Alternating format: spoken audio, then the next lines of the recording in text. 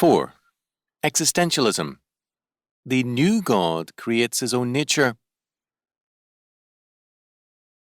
The existentialist Albert Camus documented the contrast between the world of Christian faith and the world of modern man as tellingly perhaps as anyone has or could.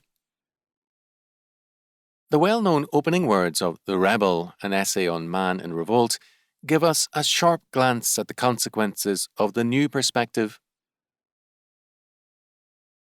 There are crimes of passion and crimes of logic. The boundary between them is not clearly defined, but the Penal Code made the convenient distinction of premeditation. We are living in the era of premeditation and the perfect crime. Our criminals are no longer helpless children who could plead love as their excuse. On the contrary, they are adults and they have a perfect alibi, philosophy, which can be used for any purpose, even for transforming murderers into judges. Heathcliff in Wuthering Heights could kill everybody on earth in order to possess Cathy, but it would never occur to him to say that murder is reasonable or theoretically defensible. He would commit it, and there his convictions end. This implies the power of love, and also strength of character. Since intense love is rare, murder remains an exception and preserves its aspect of infraction. But as soon as a man, through lack of character, takes refuge in doctrine, as soon as crime reasons about itself, it multiplies like reason itself and assumes all the aspects of the syllogism. Once crime was as solitary as the cry of protest. Now it is as universal as science. Yesterday it was put on trial. Today it determines the law. End quote.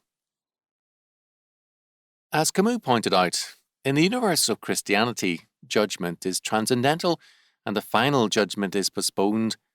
There is no necessity for an immediate reckoning. In the new universe of modern man, however, quote, the judgment pronounced by history must be pronounced immediately, for culpability coincides with the check to progress and with punishment. End quote. There are only two possible words, Camus held: the Christian world, the sacred realm, or the world of grace on the one hand, and on the other hand, the world of rebellion or revolution. As one disappears, the other appears, and the waning of either means the rise of the other. The credo of the world of rebellion and its epistemology is, quote, I rebel, therefore we exist, end quote. The world of modern man is unreasonable and absurd. It is a universe without meaning, one in which all is chaos.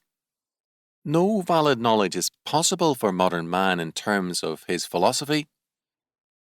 Quote, the world itself, whose single meaning I do not understand, is but a vast irrational. If one could only say just once, this is clear, all would be saved. End quote. Man cannot know one fact in terms of the modern worldview. For him, quote, to think is first of all to create a world or to limit one's own world, which comes to the same thing, end quote. But the world of man in rebellion is not a free world. Quote, if nothing is true, if the world is without order, then nothing is forbidden. To prohibit an action, there must, in fact, be a standard of values and an aim. But at the same time, nothing is authorized. There must also be values and aims in order to choose another course of action. Absolute domination by the law does not represent liberty, but no more does absolute anarchy. End quote. Meaning is then gone, and freedom is as meaningless as good and evil. Quote, at the point where it is no longer possible to say what is black and what is white, the light is extinguished and freedom becomes a voluntary prison. End quote. The legitimacy of action is gone when we deny the ideas of good and evil. In abolishing illegitimacy, we also abolish legitimacy.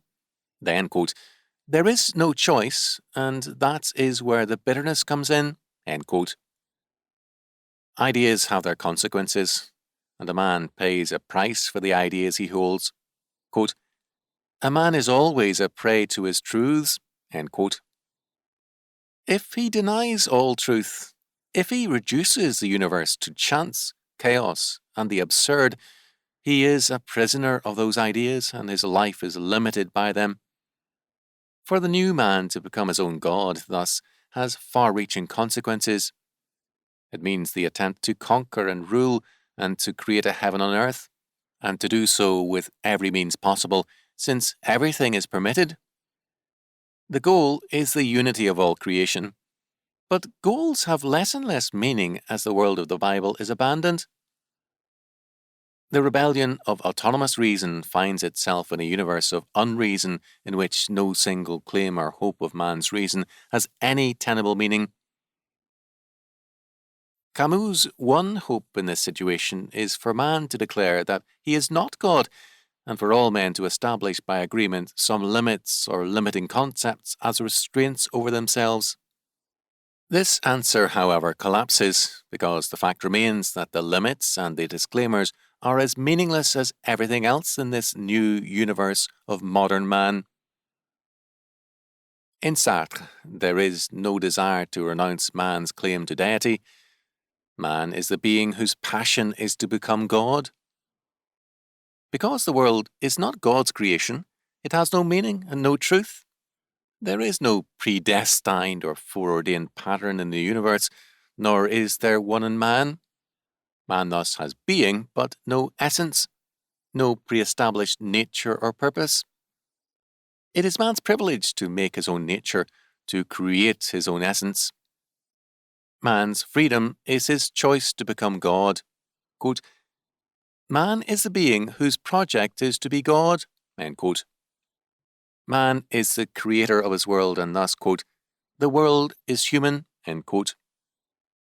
In man, existence precedes essence. In Sartre's words, quote, "What is meant here by saying that existence precedes essence? It means that, first of all, man exists, turns up, appears on the scene, and only afterwards defines himself. If man, as the existentialist conceives him, is indefinable, he himself will have made what he will be. Thus, there is no human nature, since there is no God to conceive it. Not only is man what he conceives himself to be, but he is also only what he wills himself to be after this thrust towards existence. Man is nothing else but what he makes of himself. Such is the first principle of existentialism," end quote. Moreover, quote, "Existentialism is nothing else than an attempt to draw all the consequences of a coherent atheistic position," end quote. If man, at first, is nothing in a world without reason or meaning, how can man, a nothing, project a reason and meaning even onto his own mind? To posit a universal unreason is to render man's attempt at reason absurd. How can man make himself into something with essence or meaning when the very idea of essence has already been made untenable? Moreover, precisely because God and ultimate law are denied, Sartre must insist that, quote, "all human activities are equivalent," end quote. As a result, he concludes, quote, "thus it amounts to the same thing whenever one gets drunk alone or is a leader of nations," end quote. Existence is totally without essence. It is totally fortuitous. Sartre is emphatic that there is not the least reason for our being here. Life is absurd. The ideas of law and necessity are vain and without reason. As a result, the essence a man creates for himself is entirely for himself, and it therefore makes no difference whether he becomes a solitary drunkard or a leader of nations. Man is thus haunted by the fact of unreason and also the fact of death. Both reduce man's being to nothingness and mock his being by their negation of it. As a result, man's quest for essence is doomed in advance, and Sartre must conclude, quote, "man is a useless passion," end quote, in all his being and especially as he attempts to become God. Man has no meaning, All he has is an absolute freedom, but a freedom without purpose, direction, or rationality. Man is alone because, despite all Sartre's attempt to build a bridge to other men and establish a tenable socialism, he must conclude that the neighbour is the other, the enemy, in fact, the devil. The world becomes entirely the mind of man, and progress is not a social concept or an historical fact, but rather a personal feeling. According to Sartre, quote, "My grandfather believes in progress, so do I. Progress, that long, steep path which leads to me," end quote. Only subjective man remains, but how much of man? For Sartre, man's being is exhausted in his actions. In his own words, quote, "The doctrine I am presenting is the very opposite of quietism, since it declares, quote, there is no reality except in action," end quote. Moreover, it goes further, since it adds, quote, "Man is nothing else than his plan. He exists only to the extent that he fulfills himself. He is therefore nothing else than the ensemble of his acts, nothing else than his life," end quote. Now, for the existentialist, there is really no love other than one which manifests itself in a person being in love. There is no genius other than one which is expressed in works of art. The genius of Proust is the sum of Proust's work. The genius of Racine is his series of tragedies. Outside of that, there is nothing. Why say that Racine could have written another tragedy when he didn't write it? A man is involved in life, leaves his impress on it, and outside of that there is nothing. However, when we say, "You are nothing else than your life," that does not imply that the artist will be judged solely on the basis of his works of art. 1,000 other things will contribute towards summing him up. What we mean is that a man is nothing else than a series of undertakings, that he is the sum, the organization, the ensemble of the relationships which make up these undertakings. End quote. Since man has no essence, unless he creates it, man's being can only be known in, quote, the ensemble of his acts, end quote, that is, in the plan or essence he reveals. What Sartre has said is that a man's being is his essence, and that without a manifested essence, a man is nothing. Having taken great pains to deny that there is any predetermined pattern or essence in man created by God, Sartre now denies being to man unless such an essence is created. The plan or pattern returns in Sartre's world with a vengeance. It is not God's plan, but it is still a necessary plan. The idea of a necessary essence, having been abolished from the universe, is reintroduced as necessary to man's claim to be God.